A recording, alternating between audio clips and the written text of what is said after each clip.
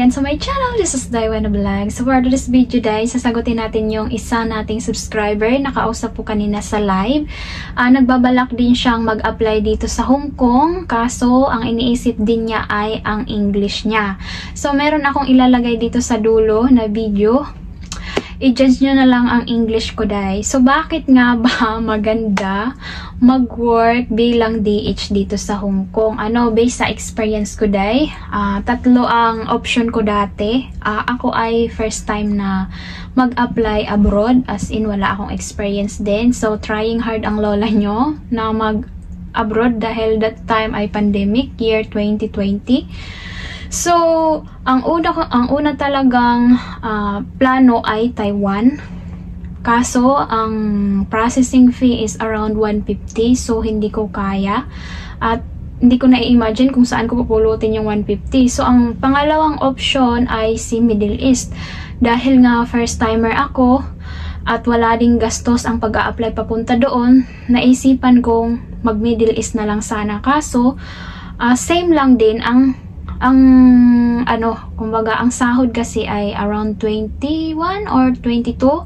So, sabi ko, sa Pinas, nasahod kasi ako dati sa Pinas ng around 20 din. Pag sagad-sagad sa OT, factory worker ako doon. Then, ito nga, dumating si Hong Kong. So, dito sa Hong Kong, ito ang mga rason bakit mas pinili ko sa Hong Kong mag-apply.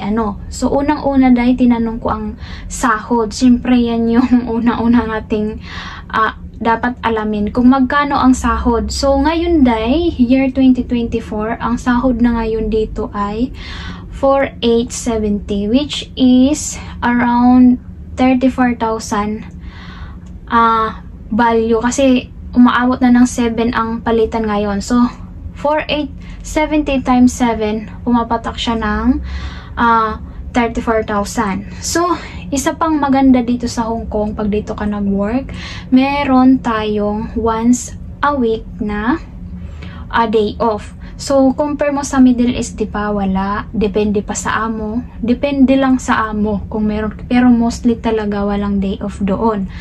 Then, kung meron man half day lang, ganyan. So, mas maganda pa rin dito sa Hong Kong, once a day. So, ito pa maganda, day. Pag pinasukan mo yung Sunday mo, may extra payment ka. Bukod sa 1 month salary mo. So, tulad ko, day, ako talaga sa amo ko na maka-OT ako kahit 2 or 3 Sundays sa buong buwan. Kasi yan na yung pang-budget natin sa sarili natin.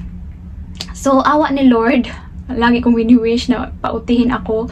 Ang maganda kasi sa mga amo ko, day, kasi ako yung nasusunod kung kailan ako mag-off. Sasabihin ko, ganito, unang Sunday, pangatlong Sunday, katapusan na Sunday, mag-off ako. So, yung natitira, kung may stat, nasa inyo na kung gusto nyo akong pa-workin or hindi. Ganon ang ginagawa ko. So, ako yung nasusunod ng off ko.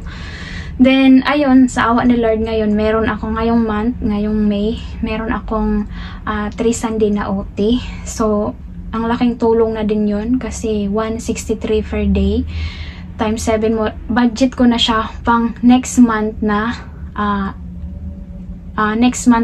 budget ko na yan. So, meron din tayong statutory. Ano ba yung statutory, day? Ngayon, meron tayong magkakaroon tayo ng 17 na statutory pag dumating na yung year 2030. So, ngayon, day, year 2024, meron tayong 14 days na statutory. Ano ba yung statutory, day? Yung mga red, pula ang calendar nila dito sa Hong Kong. Maaabil natin yan. So, diba, kung pinasukan, ayan, pumapasok din ako sa mga statutory. So, pinasukan mo yan, meron ka na naman ulit dagdag na kita. So, yun yung gustong-gusto ko sa mga amo ko. Kasi kahit halos tulad ngayon, hindi naman nila ako sinama sa gala. Iniwan lang nila ako buong maghapon dito sa bahay. So, parang nag-day off lang din ako, diba? So, may pagkain pa ako. Kompleto pa yung kain ko kasi pag nasa labas ako, todo tipid. Ayan. So, ito pa maganda dito sa Hong Kong, day, ay kung halimbawa, both kayo na nahihirapan, kumbaga, ikaw, ayaw mo na sa amo mo, at yung amo mo, ayaw na din sa'yo, pwede kayong umayaw sa isa't isa with valid reason, ha. So, ang maganda pa dito sa Hong Kong Day ay yearly, kahit papaano nataas yung sahod. So, unang dating ko dito, ang pinirmahan kong sahod ay 4,630. Then, after a year, nagdagdag ng 100 for 730. Ayan. Then, pangatlo nga ngayon, naging 4,870, which is ang tinaas ay 140. Last talaga ay lagi lang 100. Pero nitong 2024, nagtaas sila ng 140 ang dinagdag sa sahod ng mga DH. So, abangan natin yan. Around September, katapusan, sila nag-a-announce kung may increase o wala. Then, nagiging approve siya start ng October. So, 'di ba? Kahit pa paano, compare mo sa Middle East, napakaraming OFW doon na wala pa ring taas yung sahod nila. Meron nga doong nag-post dati na nag-viral na pareha lang naman daw katulong. Bakit mas malaki ang sahod dito sa Hong Kong, maliit ang sahod sa Middle East? So, siguro dahil pag nag-apply kayo sa Middle East, ang employer lahat ang gumagastos, at compare mo, ang Middle East ay mas malayo. So, siguro mas malaki yung gastos pag kumuha ng helper. So, dito sa Hong Kong Day, noon, gumagastos, nung may placement fee pa ha, gumagastos ng 100 plus ang mga tao noon. So, ngayon Day, pinadali. Ano ba yun? Mas pinadali ngayon Day. Mas mababa yung processing fee. So, kaya nga pinili ko si Hong Kong mag-apply kasi yung yung in-applyan kong agency, around 25,000 lang yung magagastos. Sabi ko, makakautang ako at medyo kaya ko pang bayaran, hindi pa ako makukulong nito, sabi ko. So, ayun na nga, sabi ni Inday, kumusta naman ang buhay? So, 3 years na ako dito, awa ni Lord, di ba? Nakasurvive naman kahit yung English natin ay kamute.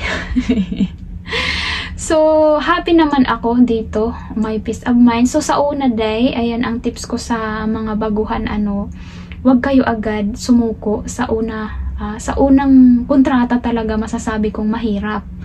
On adjustment kayo vote ng employer ninyo at ng helper. So, awa ni Lord, ngayong second contract ko, unti-unti namang lumuwag ang mga amo ko. Oo, unting-unti na silang lumuwag. So, happy naman ako. Nakakatulog ko ng maayos. May own room ako kahit kung gaano kalaki yung single bed, yun din yung kalaki ng room ko. Pero bago siya Day. Bagong renovate kasi itong bahay nila. So, nung una, ang room ko ay nasa sala lang ako. May bed silang binili. Din ang ilalim ng bed ko ay damitan ko, din nilagyan lang ng kortina. So, nung lumipat kami, may own room na ako. Ayan, dito na.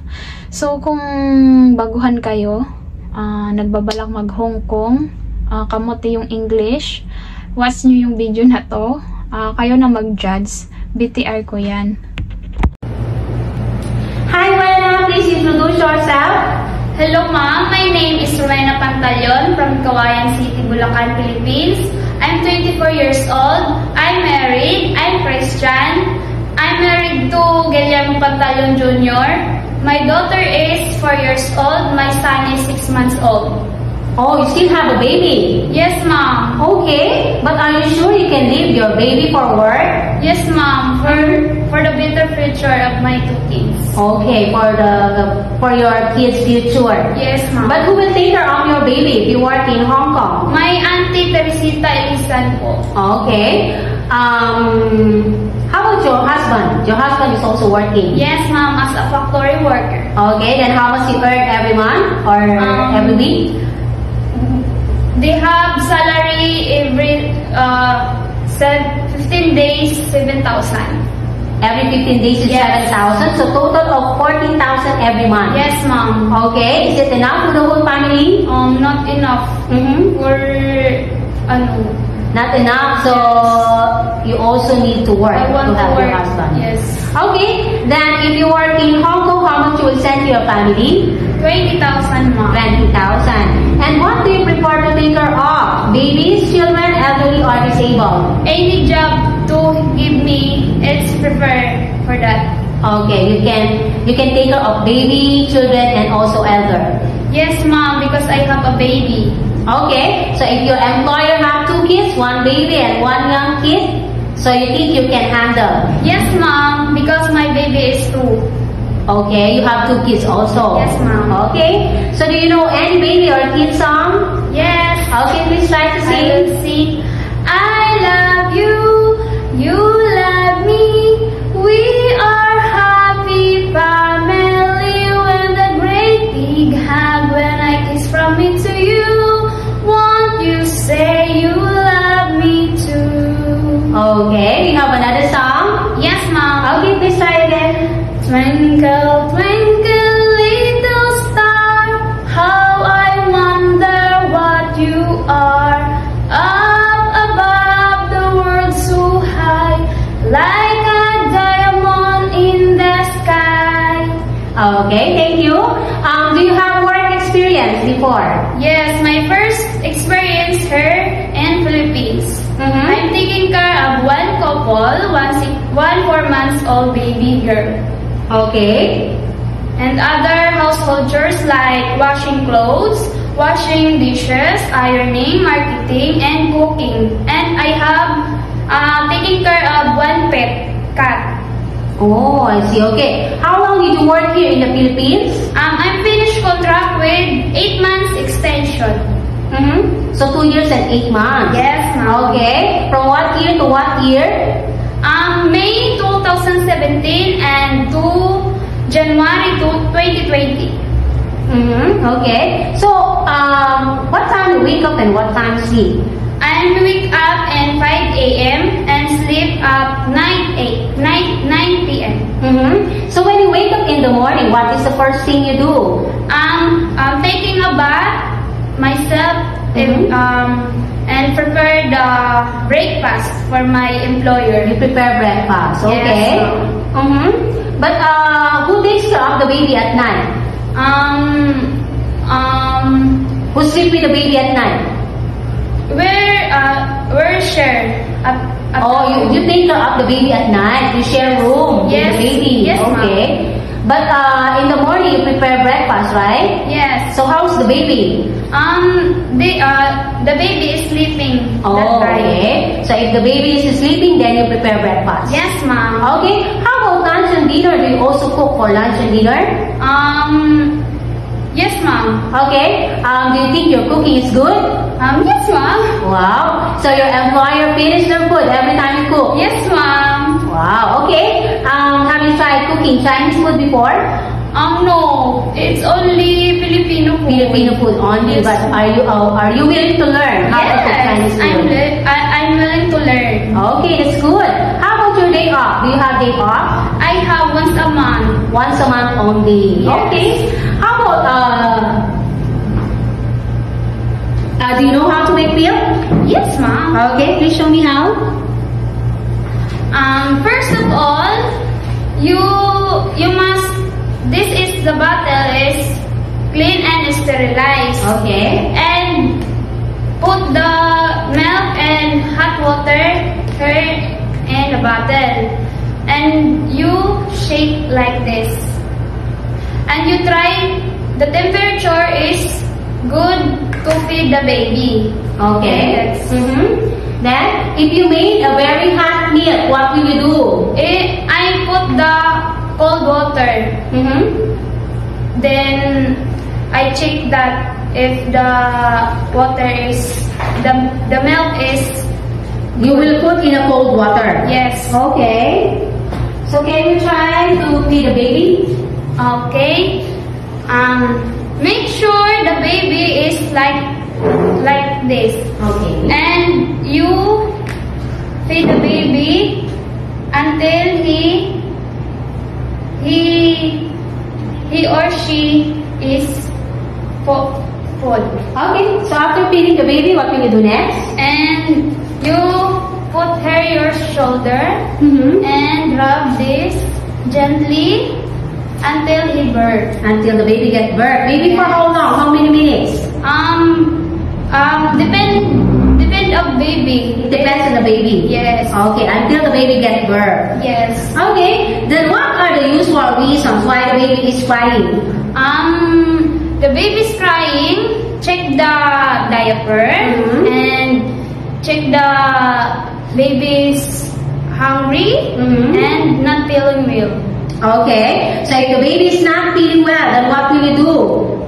Check the temperature of the baby. If the temperature is 37 above, Mm-hmm. the baby is have a fever that you need to inform your madam or sir. Okay, you will inform your employer immediately.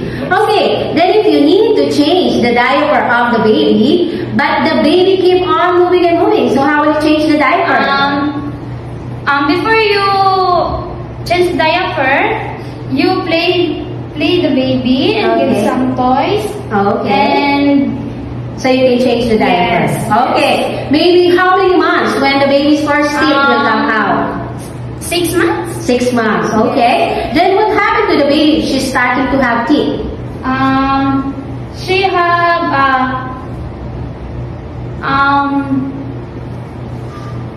fever. Having fever? Yes. Then what else? Pupu. The Yes. poop Yes. is not normal. Okay. If the baby is starting to eat, what kind of food you can give for the baby? Cerelac, vegetable like potato and carrots, Okay. banana, Mhm. apple, some healthy food. Okay. How about taking a bath of the baby? Do you know how to take a bath of the baby? Yes. Okay, please show me how. You first prepare the needs like diaper, clothes, and towel. Okay. And make sure that water is not too cold and not too hot.